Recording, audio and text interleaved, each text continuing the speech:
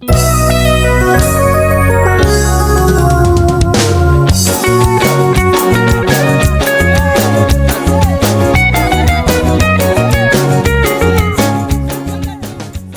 small clutch of islands in the Indian Ocean, roughly 870 kilometers east of Madagascar, Mauritius is the easternmost point in the continent of Africa.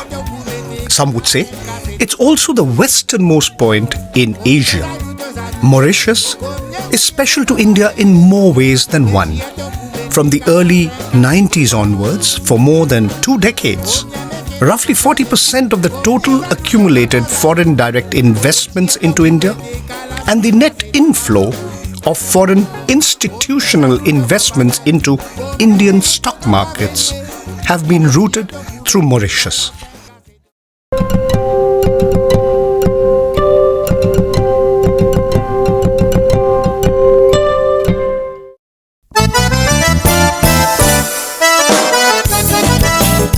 Like Mauritius, many idyllic islands in different parts of the world attract tourists in large numbers. Jersey, the Seychelles, the Cayman Islands, the Isle of Man, Gibraltar, the British Virgin Islands, St. Kitts and Nevis, Cyprus, Macau, Hong Kong, Singapore, and many others. These locations offer visitors a vision of paradise: sea, sun, and shrimps. Exquisite natural beauty, a leisurely and languid pace of life. These locations also attract a different breed of visitors: corporate captains and wealthy industrialists, often called high net worth individuals. They're lawyers and accountants. These locations are often called tax havens, though its residents would prefer their countries to be described as low tax or no tax jurisdictions. Not all tax havens are treasure islands. There are low tax jurisdictions inside countries, such as the states of Delaware and Florida in the United States, and nations like Luxembourg, Liechtenstein, and Monaco in Europe. Tax havens basically have 2 characteristics. One is a low tax jurisdiction, and the second is secrecy that may be available to the entities that are investing there or investing through there. There are many tax havens. Tax haven means that taxation rates are low, registration of companies is very easy, and information about the source of money is very difficult to get. Generally, tax havens have these characteristics.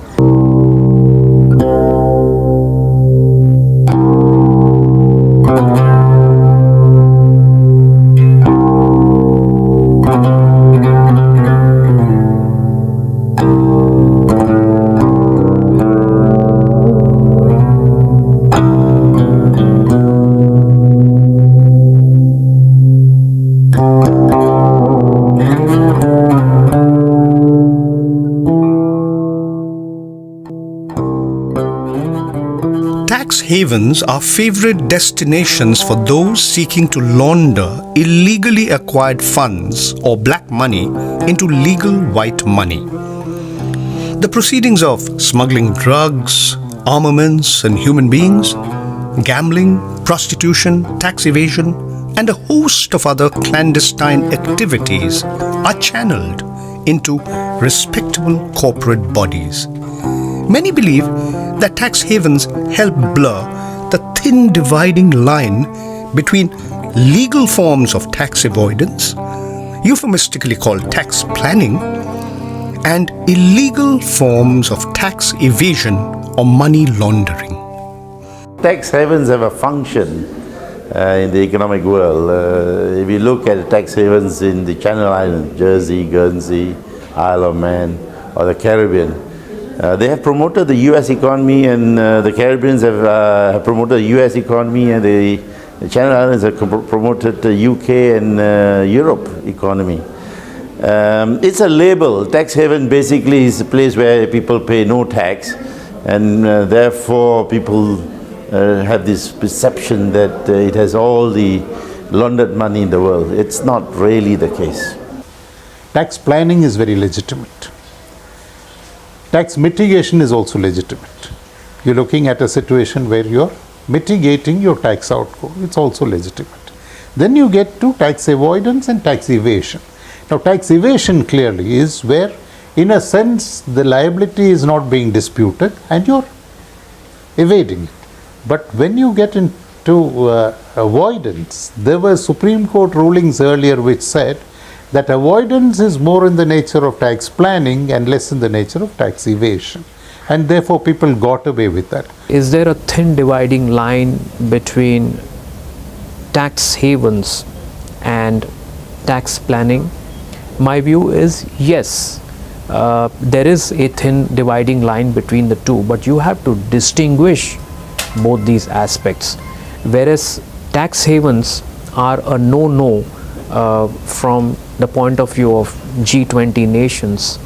I don't think that the G20 nations as a part of the BEPS agenda are in any way suggesting that taxpayers should not get into tax planning.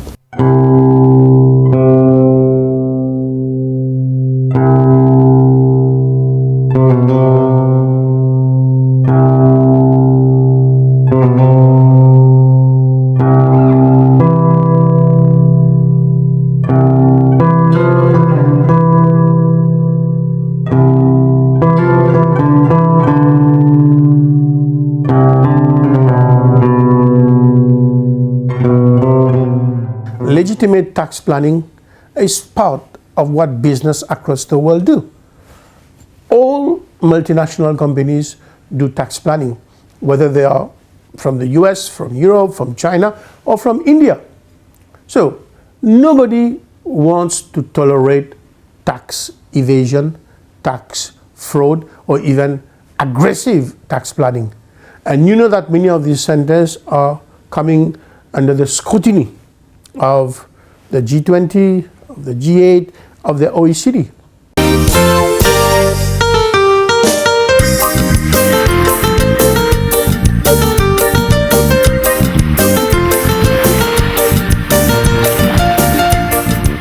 The Republic of Mauritius, the land of the now extinct dodo bird, is strategically situated. It is in a convenient time zone and a gateway to two continents.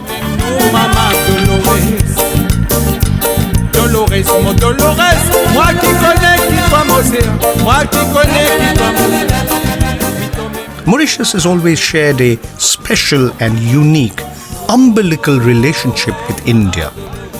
More than 2/3 of the country's population of 1.4 million are people of Indian origin.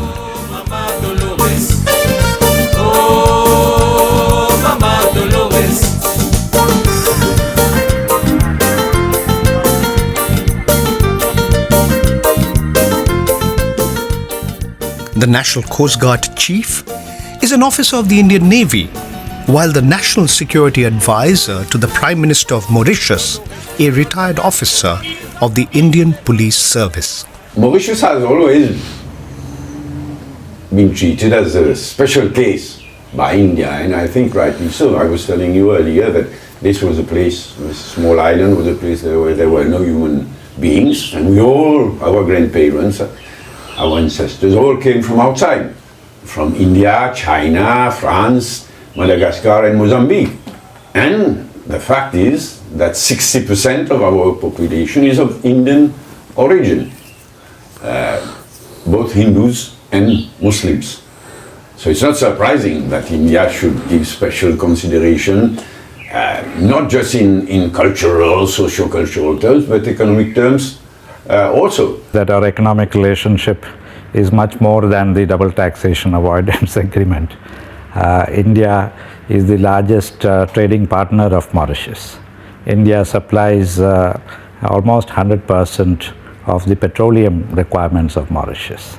India also supplies large quantities of raw materials for the textile industry. India not only supplies pharmaceuticals but also manufactures pharmaceuticals here. And Indian companies have a presence here not only to do business with Mauritius, but to do business through Mauritius to the rest of Africa.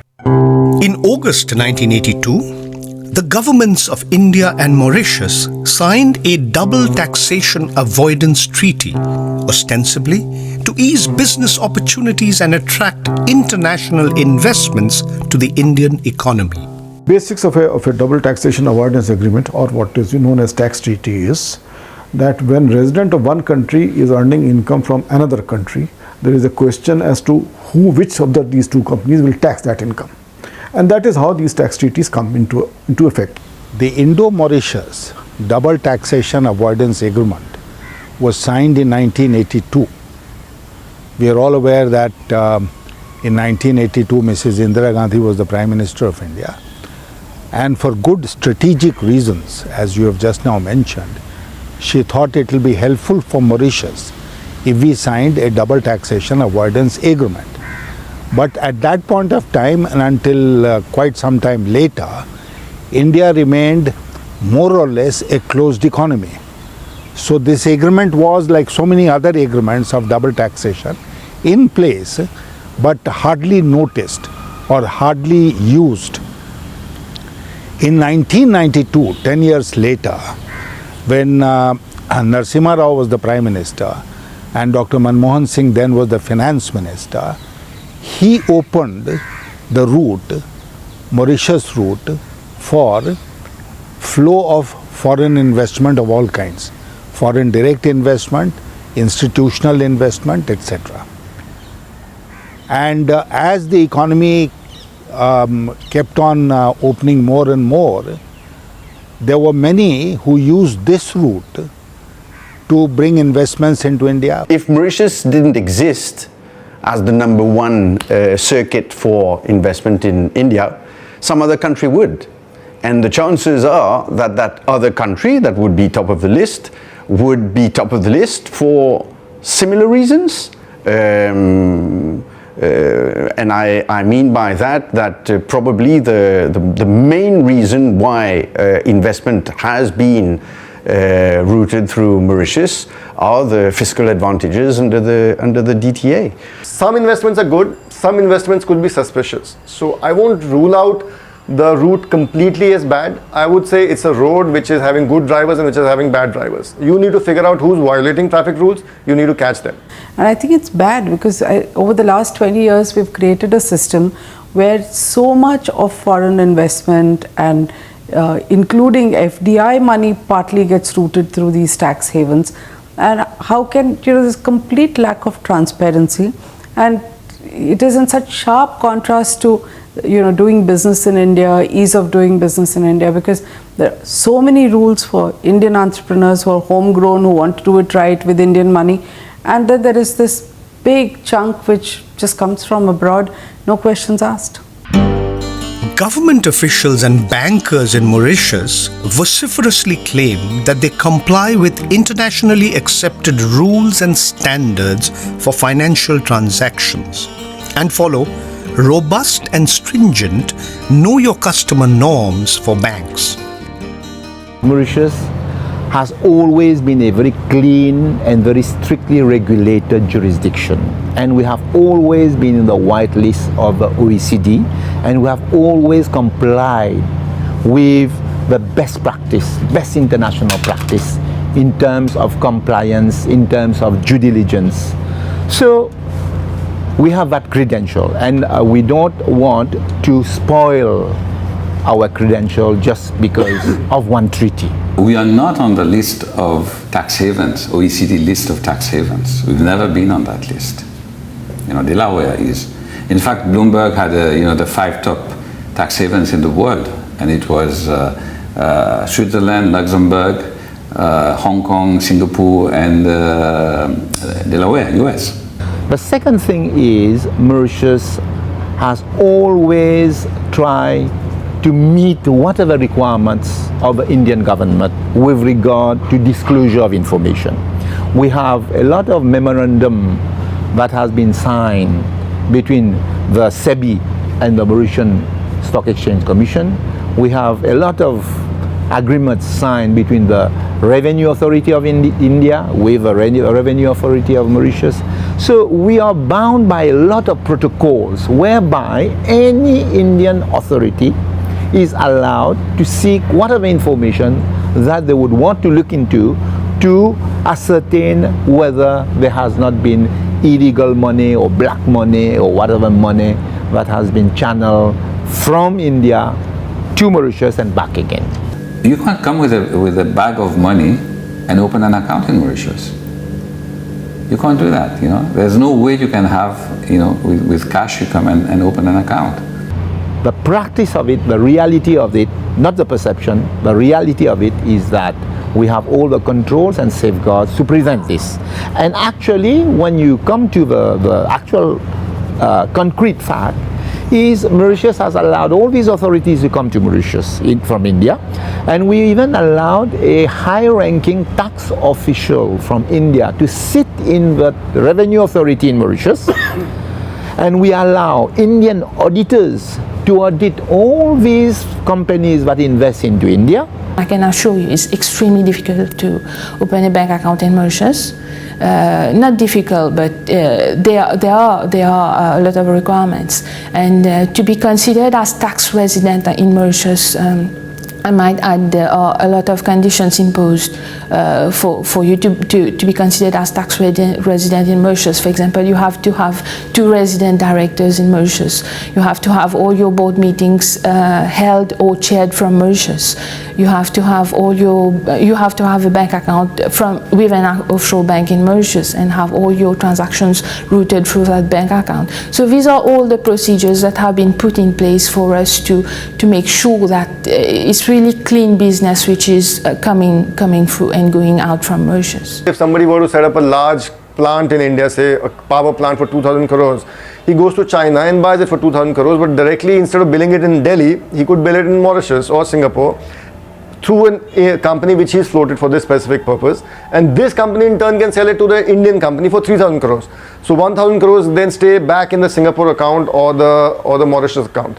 There is no way the banker would know what is the true price, because he's not in the business of power equipment purchase. All these companies which are coming through the Mauritius route are companies who are managed either from the US or North America or Europe or any other country.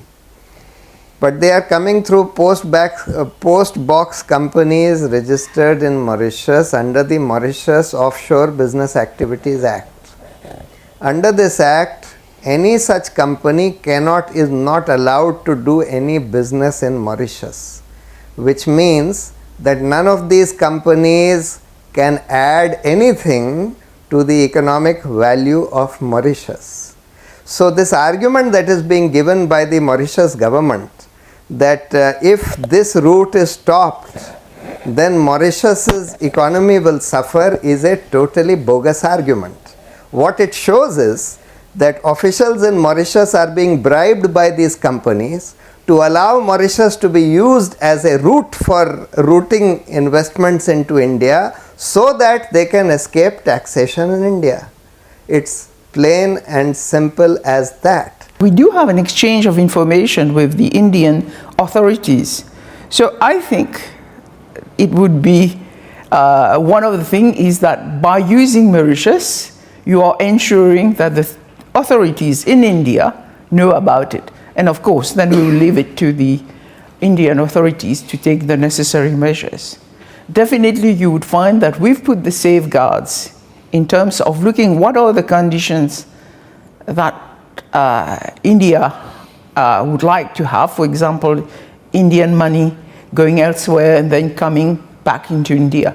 So in terms of our licensing conditions and supervision, we go that little bit extra to ensure that these conditions are met by the licensees operating in Mauritius.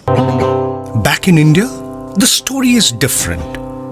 Questions have been raised on several aspects of the Double Taxation Avoidance Treaty and its weaknesses, notably Article 13 of the treaty, which stipulates that no capital gains tax will be levied on a company registered in Mauritius. The problem is that to both the ends. In the first instance, I would say that when entities are taking money out of this country, how are they taking this?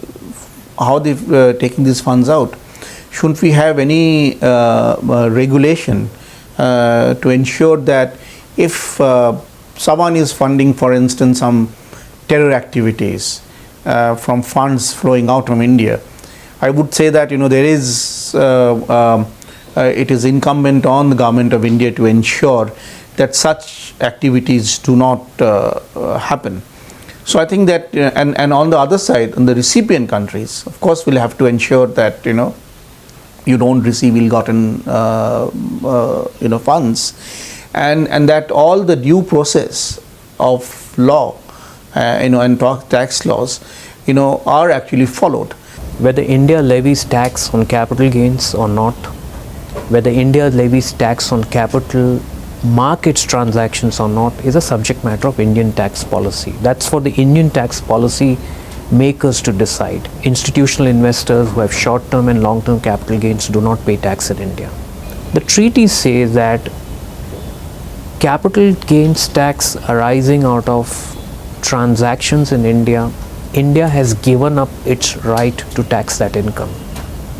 And it is inherent in the treaty that Mauritius gets a right to the treaty. Now it's a different story that Mauritius does not have a capital gains tax, therefore this income does not suffer any tax. And I just wanted to state the position very clearly that no tax is levied because by virtue of treaty between India and Mauritius, India has abdicated its right to levy tax on such capital gains transactions. Primary article that needs a change is Article 13, which gives the right of taxation of capital gains to Mauritius. That is the key area. We also did get a lot of foreign investment coming through Mauritius, which probably otherwise might not have come to India. So there was both a plus and a minus. We got all this foreign investment, but on the other hand, the tax authorities in India would probably kind of squirm, saying that, oh, we are missing out on so much tax on capital gains when this capital gains is being remitted abroad through Mauritius. So that is the kind of toss-up that we have been facing with respect to Mauritius. It has been frequently claimed that many unscrupulous individuals in India have taken their illegal earnings outside the country, moved the funds through different jurisdictions, and brought these back as clean white money by a process called round-tripping, thereby cheating the government's tax collection authorities. A company called DSQ Software, and it was run by a man called Dinesh Dalmia. It was listed on the market. After the Ketan Parekh scam, he took the most lucrative, it was the third or fourth biggest IT company in India, okay, after Infosys and Wipro. He took away the best international contracts and sold them to Ramesh Wangal, okay, and he then, the manner in which he did it, I had inside information where week after week I was documenting it in the Indian Express where I was writing it for them, and I was talking, and it was an eye-opener for me because I was getting all these documents where the number of times he changed the name of the company. So there's complete chaos. It's not DSQ, it's Total Software. From Total Software changes, and in a matter of months you can change the name 4 times, okay. After that, he creates mirror companies. First he has a dozen subsidiaries, okay. Each of these subsidiaries with identical names, say Paranjoy Limited, then Guha Limited, Thakurta Limited. Suppose these are his 3 companies. He'll have the 3 registered in Singapore, identical names. He'll have the same 3 registered in Cayman Islands. He'll have the same 3 registered in Mauritius and in Tortola. All these are in numbered accounts with about 100. I had actually named the account and said there are about 200 companies. This is the account number. And there was a journalist in the US called Chris Byron, whom I was talking to all the time, and we were sharing information, and he was talking to the FBI over there and getting out information. They did more work than we did, but our regulators and enforcement and DRI have done absolutely nothing, zero. And one of the investigators even came home to say, will I share data? And I said, here's my computer, copy whatever you want to, okay? So I actually let him copy everything on a pen drive. He took it and went, zero action. This company was then taken over by Ramesh Wangal. There was a reverse merger. It now exists as Scandent. DSQ has vanished. and all our regulators have done absolutely nothing. I don't think that there is anybody who's a votary of promoting round tripping, because there are no two arguments about the offense of round tripping, or for that matter money being used for illegal purposes such as drug trafficking, so on and so forth. As far as round tripping is concerned, firstly, it is not a tax issue. India did rightly raise this issue of round tripping with Mauritius over a decade back. It was SEBI that had raised this issue, and at that point in time Mauritius said, we are going to put in place checks and balances as a part of our KYC norms. I think Mauritius addressed that a long time ago by working together and very closely with India to actually stop that. And one of the requirements, I think it's been a couple of years now, is we can't set up, we as service providers, we're not allowed to set up a company that has Indian promoters until or unless they have proper authorization from any authorities in India, or we get legal opinion from someone who confirms that this is not round tripping. Having done that, we then submit the application to the FSC, and the FSC would take a view to confirm if the company has any Indian promoter. So Mauritius basically is very well geared to actually stop round tripping. I'm not the one to say that, we should all look into our own back garden. Okay? Right? I'm not going to say, but I think it's a fair comment also. Okay? Because if ever there's any attempt of round tripping, we have to find out where the money is coming first from. But I can assure you, as a low tax jurisdiction, which is party to all international conventions, okay, and a country which is willing to reassess the treaty together with India, is saying loud and clear and is sending strong signals to those who dare to attempt that Mauritius is not the jurisdiction. People in India also argue that India's treaty with Mauritius does not comprehensively handle the issue of beneficial ownership and sources of funds. In Mauritius, it is argued that it is the responsibility of the Indian government to check generation of black money by its residents. In India, analysts say deliberate loopholes in the law, such as the use of participatory notes in stock market transactions to conceal the identities of sources of funds, facilitate multiple layering of deals and legitimization of illegal money, including funds used by terrorists. The deals are done through shell companies, also called shelf companies, or post hoc firms, or nameplate companies set up by lawyers and accountants. How's the money taken out? How's the black money taken out? This process called layering. You take your money out through hawala, you take your money out through under-invoicing, over-invoicing. So these are the mechanisms by which, or transfer pricing, these are the mechanisms by which you take capital out of the country. And when you take it out, you put it through layering into one tax jurisdiction, then into another tax jurisdiction, then into third, then into fourth, and finally it's the sixth time. So there are 6 layers through which the money is moved. So when the 6th layer is there, then that money has not come from India. That has come from, say, Cayman Island, that's come from St. Helens. So Indian government doesn't know whose money is coming in. I don't really think that the money that gets laundered, the actual laundering takes place in Mauritius to an alarming level. It has to happen places where there are the right type of financial instruments, where there are the right type of professionals, where there is the experience and the skills. So it happens undoubtedly in much larger financial centers, and if I may say, I mean, of course it will happen in London or Luxembourg or Switzerland or even in Singapore, where there are actually the possibilities. So it's not that in Mauritius, by the time the money reaches Mauritius, it's pretty much grey, if not white.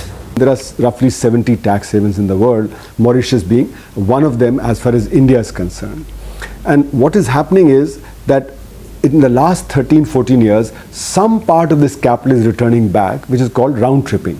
So round tripping takes place that you take capital out earlier and then you bring it back through some tax jurisdiction. Let's call a cat a cat. A shell company is an empty box. It's just an address through which transactions go through, and there are countries that operate even today companies of that nature.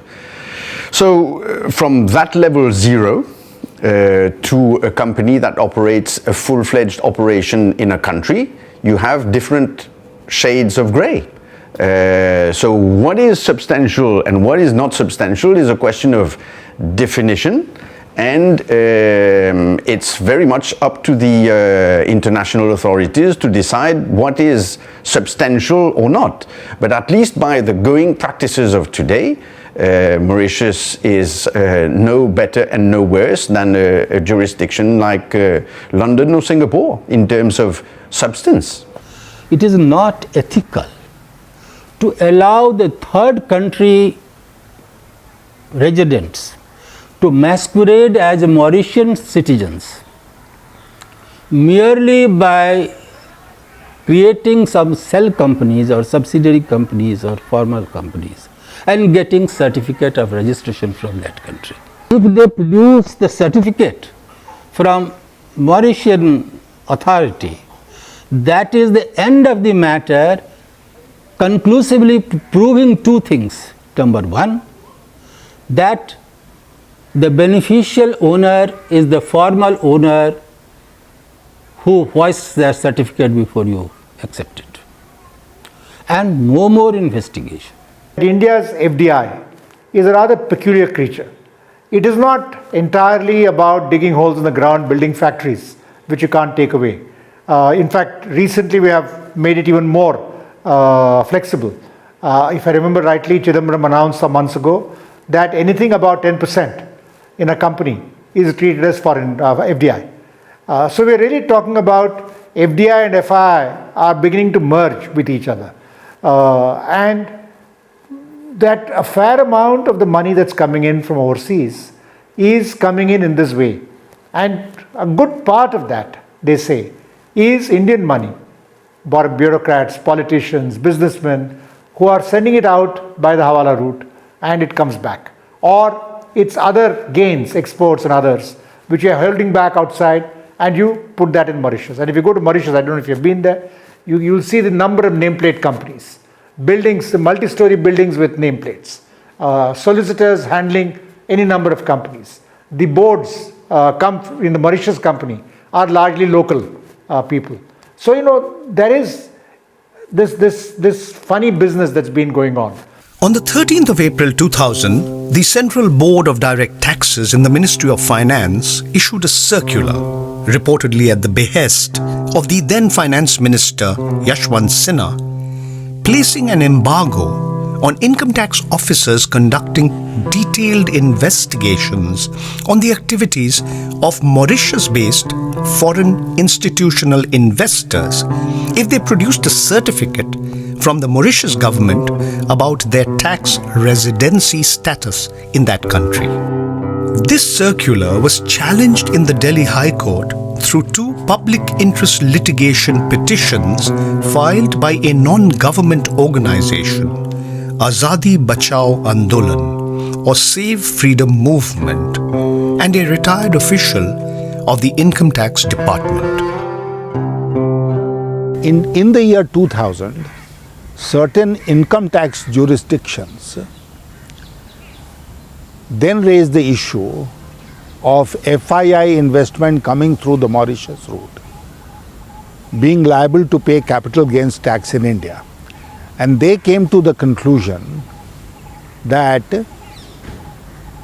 you know, the Indo-Mauritius Double Taxation Avoidance Treaty did not give them the protection as was imagined between 1992 and the year 2000. So they slapped tax demands on some of these FIIs from the time they started doing business in India, which was quite a few years' time, and the demand was therefore heavy. This created a panic in the stock markets. I consulted with the Board of Revenue, Direct Taxes, and the other concerned officials in the ministry, and we came to the conclusion that these tax jurisdictions were in error, and under Income Tax Act, the board has the jurisdiction to issue circulars to clarify a situation. So the board issued a circular and clarified that, as before, similarly in future, these entities which came from Mauritius were not liable to pay capital gains tax in India. This circular of the board was challenged in the Delhi High Court. When this matter was before Delhi High Court, which later on became Azadi Bachao and all that, the then Solicitor General, Mr. Harish Salve, from the very first day, he stressed only on this point: it is for FDI, all for FDI. Indo-Mauritius Treaty is all for FDI. In fact, Chief Justice Sinha was not happy with this sort of argument, and he passed some severe comment in his judgment, which is reported under my name, Shiva Ganja versus Union of India, at that time. Delhi High Court came out with a judgment that the circular was wrong and should not have been issued. And in other words, these entities which came via Mauritius were liable to pay tax. The Ministry of Finance, from where I had moved in the meanwhile, went in appeal to the Supreme Court, and the Supreme Court upheld the validity of the circular, and therefore this issue was settled. Then the matter was appealed against before the Supreme Court. And in the Supreme Court also it was the burden of song right from the very first day to the last. When Mr. Harish Salve, who was Solicitor General then, became advocate of a Mauritian company which intervened at the level of Supreme Court, when Mr. Arun Jaitley pleaded for that it should be made the co-appellant. And government was represented by the Attorney General, Mr. Swarabji. So the stand of the Mauritian company and the stand of the government of India was absolutely identical. If you go back to, I think, some 10 years ago, when that question was raised, when the Indian tax authorities, raised that issue and went to the Delhi court. At that time, what happened? It was the CBDT that issued a circular to confirm that this jurisdiction is a clean jurisdiction and that tax certificate, the residence certificate, right, is valid. You would remember that, I'm sure. And subsequently, that was challenged by the Delhi High Court, I think. And when that thing happened, it was the government of India, the Indian authorities, through its Attorney General, the then Attorney General, I think Mr. Swarabji, if I'm not mistaken, who went personally to the Supreme Court to fight for this case, and the Supreme Court ruled in favor of the validity of this certificate. There is a landmark judgment on that, my friend. The famous ABA judgment, from the Supreme Court of India, and which has upheld basically the definition of ownership and residency, and this is embedded, in Circular 789, and we respect that. And what that means is that if there is a TRC that is issued by the competent authority of Mauritius, this is going to be accepted as conclusive evidence of both ownership and residency. Now, if the two competent authorities want to add additional criteria to meet the requirement for the issue of a TRC, I think Mauritius is willing to look into it. India is probably justified in asking for renegotiation of this treaty in a fair and balanced manner, and where Mauritius may not want to tax income, should choose to tax it and not give up its tax base. But the problem is, for those who are investing through Mauritius, the question I think is of getting into the legal tax system and disputes in India. If you have a company in Mauritius that conducts the board meeting, but it's a paper company, can you now deny the benefits under India-Mauritius Treaty? The answer is a clear no. And I'm not saying that. The Indian Supreme Court is saying that. Should India renegotiate the treaty? That's for India and Mauritius to sit on the table and renegotiate the treaty.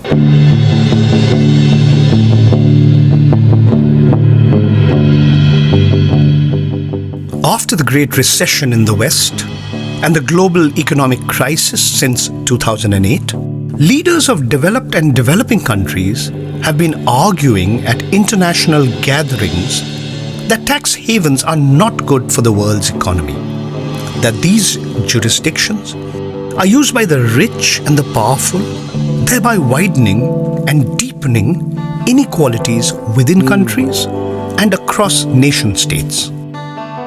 There is a lot of illicit activity connected with money laundering, drug trafficking, and terrorism, which have given offshore financial centers a bad name. And there should be no compunction in taking whatever action is necessary to ensure that we clean the global financial system of such transactions. A citizen like you and me have to make sure that our neighborhood is clean, that we go and ensure that any injustice is brought to the notice. We are supposed to follow the traffic rules, we are supposed to follow any rules and laws of the country and contribute by way of taxes, whether it's a house tax that you pay or a profession tax or why should there be an exception to corporates? If they want to gain the same rights as you and me, they should have the same obligations. Mauritius is right when it says that these countries set us up, these countries facilitated our existence, they encouraged us, they promoted us, it suited people in these countries.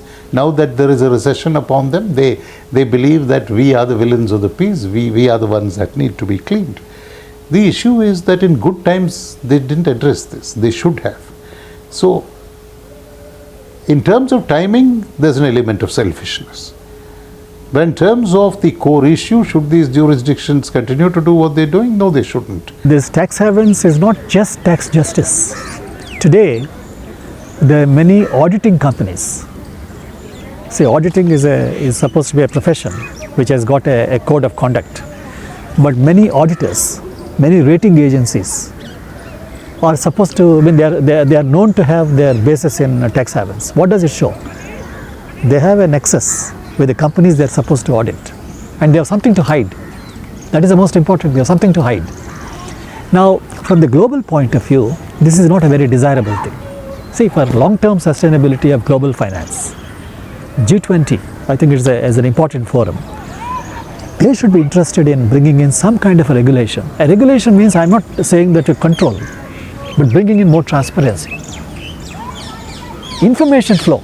As we have seen in very general terms, those who have been engaging with this so-called globalization project, who have been part of the quote-unquote benefits of globalization, those are the ones who have sort of gained enormously. The large majority of the population in our countries have been completely dealing from this process of globalization, and for them it's just misery, because they get the wrong end of the stick. So if you have speculative capital coming in their hordes and heating up the economies, and the resulting inflation and all those only impact on the poor, And when the downturn when the reverse happens, and there is a downturn, and there are costs of adjustment to be borne, and problems need to be sorted out, again the problem of the cost of adjustment has to be borne by people who are not at all a part of this process. They are sovereign jurisdictions, some of them, and just as other jurisdictions have a right to set their own taxes the way they want to, these jurisdictions have a right to set their own taxes the way they want to, the way they wish to. They might want to earn revenue from tourism, they might wish to earn revenue from indirect taxes. So that's their choice, it's a sovereign right. But what is not right is to encourage tax evasion in other countries. That is not right. You cannot allow people to come and set up businesses in your country, which in a way which deprives other countries of their legitimate tax revenues. They are pointing fingers to the wrong people, when they themselves they are doing exactly what we are saying that other people should not do. But we are not tax haven. We are having a flexible, a low tax jurisdiction because it is in our interest to have this jurisdiction, because we are far away and because we have limited resources and because that's the way that we are able to further develop our economy as a financial services center. Because nobody would come to Mauritius if you have high as 75% as they want to put in France, where they have a policy of supposedly high taxation, but they have a backdoor when you have jurisdictions which have totally nil tax applicable. There is a huge amount of hypocrisy in all this. Those who are supposed to target tax havens have tax havens in their own country, in their own region. And you mentioned G20, okay, I can go along, but recently you see G8 being speaking more loudly than ever. We're going backwards in certain ways.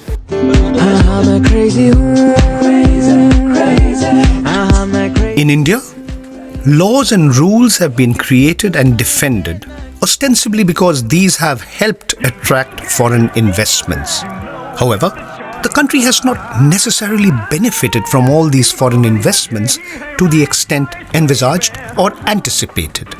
The quality of the investments have been questioned. Foreign investments come to India not only because of tax incentives, but on account of a variety of factors. While such tax havens are tolerated, if not encouraged, for the sake of foreign investments, the consequences in terms of loss of tax revenue, money laundering, and round-tripping continue to affect the people of this country. There has to be some monitoring and some data at some stage to ascertain how much really we are benefiting by providing this liberal regime. Really we are getting the FDI, or we are allowing our Indian taxpayers to avoid taxes through these routes. What is going to be the impact on the macroeconomy, and what kind of fund flows do we end up encouraging through actions such as these? And I would say that this question to my mind is extremely important, because there is a recognition, and policymakers have said it time and time again, that India, in the current stage India needs foreign capital to shore up its development projects. And certainly these projects are not going to be shored up by these short-term FIIs and all kinds of short-term flows. So one will have to make a distinction between what are the funds which are going to contribute to the development of this country, and they are going to be partnering our economic development, and those who have come here purely for speculative purposes. We are getting investments in India for the market that we have, the technology, the manpower that we have, and so many other locational savings that we provide to them. These are the factors, and tax is only one cost which would be factored by the investors. You think that by making yourself an attractive destination for any kind of funds, your rating in the global economy is going to go up. So India, the sole objective seems to be that you want to be the poster boy of the rating agencies, and they will only look at you when you allow fund flows to come in and go out at will, no matter what happens to the macroeconomy. Now, I think that is a very dangerous tendency, and we have somehow got trapped into that. Sometimes we are oversensitive about the impact that a certain step will have on foreign investment. By all means, I mean, we are all convinced that we need foreign investment. But we have always held the view that it's not foreign investment at any cost. Tax havens blur and often obliterate the fine dividing line between legal forms of tax avoidance and illegal forms of tax evasion and money laundering. Greater transparency in financial transactions, stricter regulation, and more effective implementation of existing laws are needed. Even if certain financial transactions adhere to the letter of the law, not all of these are desirable or beneficial for humankind.